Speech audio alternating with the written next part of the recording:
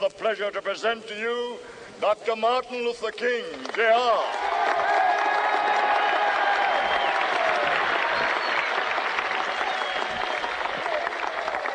I am happy to join with you today in what will go down in history as the greatest demonstration for freedom in the history of our nation.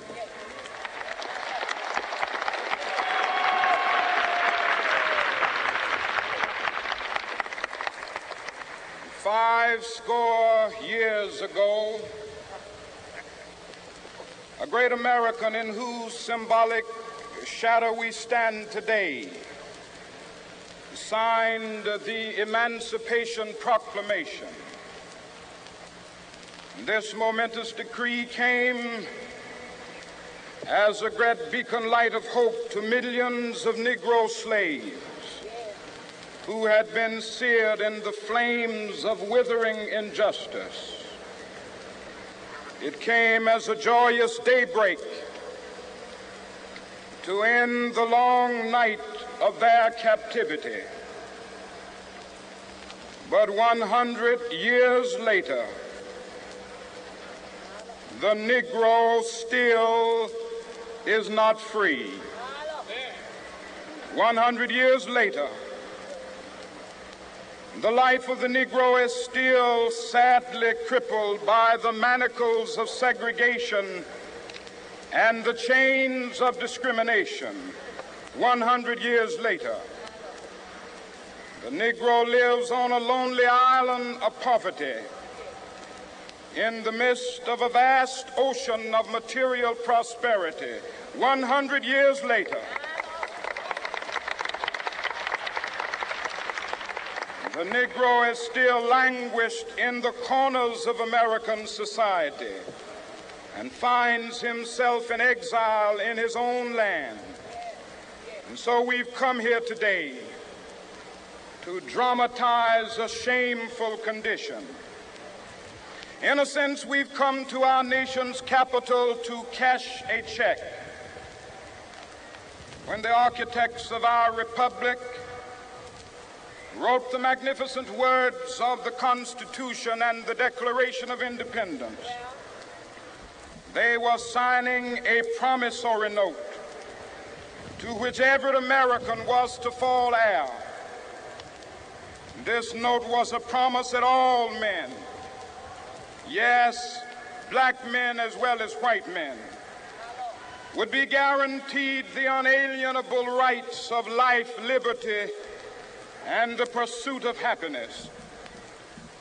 It is obvious today that America has defaulted on this promissory note insofar as her citizens of color are concerned.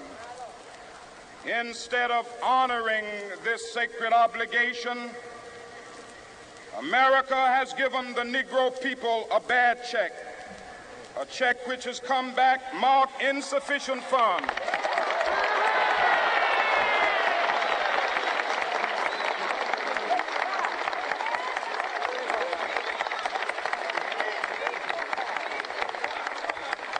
But we refuse to believe that the Bank of Justice is bankrupt. We refuse to believe that there are insufficient funds in the great vaults of opportunity of this nation. And so we've come to cash this check, a check that will give us upon demand the riches of freedom and the security of justice.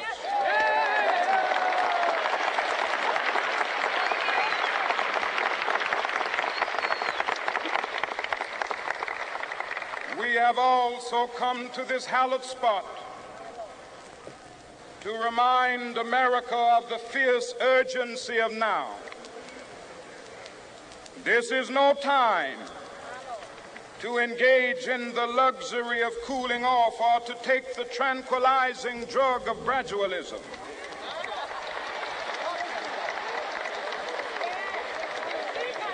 Now is the time to make real the promises of democracy. Now is the time to rise from the dark and desolate valley of segregation to the sunlit path of racial justice. Now is the time to lift our nation from the quicksands of racial injustice to the solid rock of brotherhood. Now is the time to make justice a reality for all of God's children. It would be fatal for the nation to overlook the urgency of the moment. This sweltering summer of the Negro's legitimate discontent will not pass until that is an invigorating autumn of freedom and equality. 1963 is not an end, but a beginning. Those who hope that the Negro needed to blow off steam and will now be content will have a rude awakening if the nation returns to business as usual.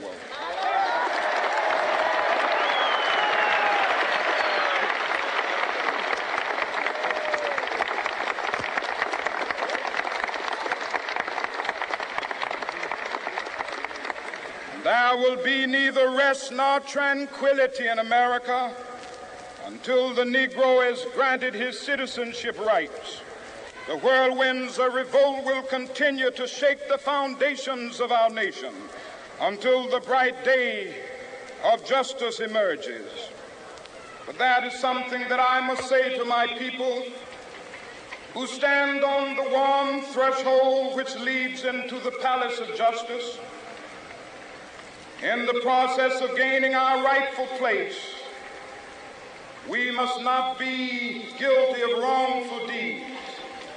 Let us not seek to satisfy our thirst for freedom by drinking from the cup of bitterness and hatred.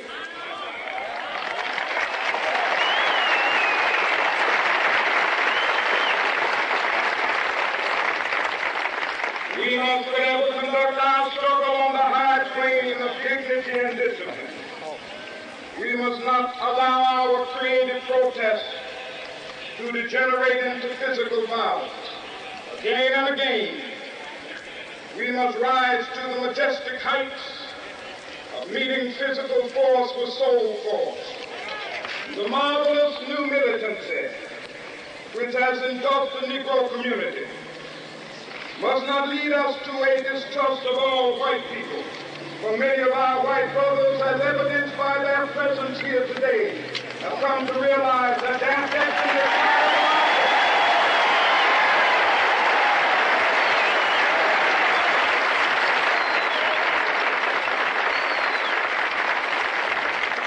They have come to realize that their freedom is inextricably bound to our freedom. We cannot walk alone. As we walk, we must make the pledge that we shall always march ahead. We cannot turn back. There are those who are asking the devotees of civil rights, when will you be satisfied? We can never be satisfied as long as the Negro is the victim of the unspeakable horrors of police brutality.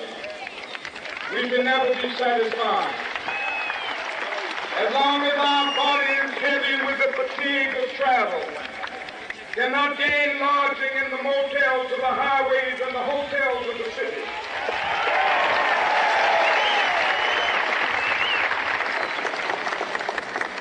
We cannot be satisfied as long as a Negro in Mississippi cannot vote and a Negro in New York believes he has nothing for which to vote.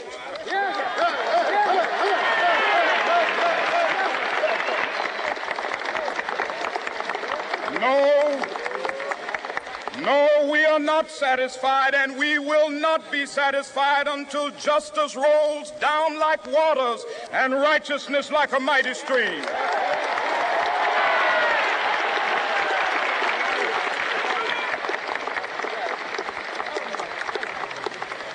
I am not unmindful that some of you have come here out of great trials and tribulations. Some of you have come fresh from narrow jail cells. Some of you have come from areas where your quest for freedom left you battered by the storms of persecution and staggered by the winds of police brutality.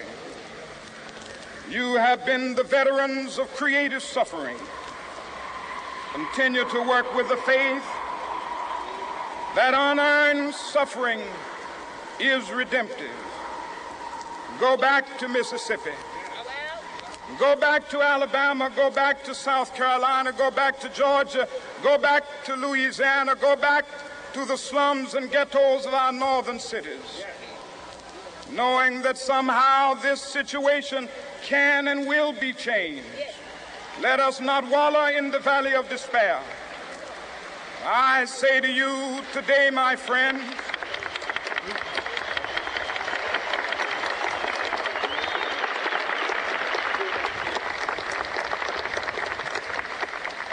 so even though we face the difficulties of today and tomorrow, I still have a dream. It is a dream deeply rooted in the American dream.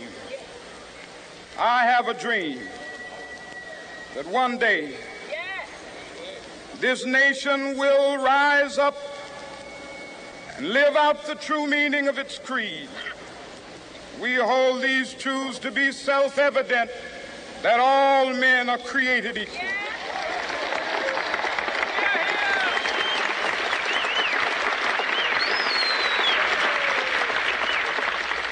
I have a dream that one day on the red hills of Georgia, the sons of former slaves and the sons of former slave owners will be able to sit down together at the table of brotherhood. I have a dream that one day even the state of Mississippi, a state sweltering with the heat of injustice, sweltering with the heat of oppression, will be transformed into an oasis of freedom and justice. I have a dream that my 4 little children will one day live in a nation where they will not be judged by the color of their skin, but by the content of their character. I have a dream today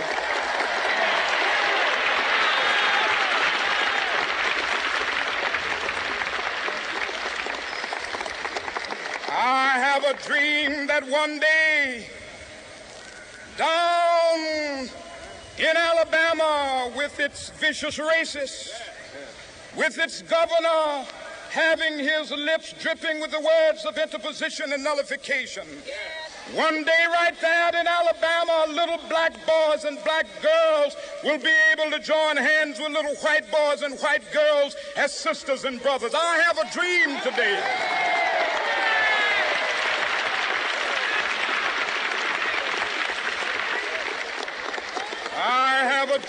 that one day every valley shall be exalted, and every hill and mountain shall be made low. The rough places will be made plain, and the crooked places will be made straight, and the glory of the Lord shall be revealed, and all flesh shall see it together. This is our hope. This is a faith that I go back to the South with. With this faith, we will be able to hew out of the mountain of despair a stone of hope. With this faith, we will be able to transform the jangling discords of our nation into a beautiful symphony of brotherhood. With this faith, we will be able to work together, to pray together, to struggle together, to go to jail together, to stand up for freedom together, knowing that we will be free one day. This will be the day. This will be the day when all of God's children will be able to sing with new meaning, "My country, tears of thee. Sweet land of liberty, of thee I sing. Land where my fathers died, land of the pilgrim's pride. From every mountainside, let freedom ring. And if America is to be a great nation, this must become true. And so let freedom ring. From the prodigious hilltops of New Hampshire, let freedom ring. from the mighty mountains of New York. Let freedom ring from the heightening Alleghenies of Pennsylvania. Let freedom ring from the snow-capped Rockies of Colorado. Let freedom ring from the curvaceous slopes of California. But not only that, let freedom ring from Stone Mountain of Georgia. Let freedom ring from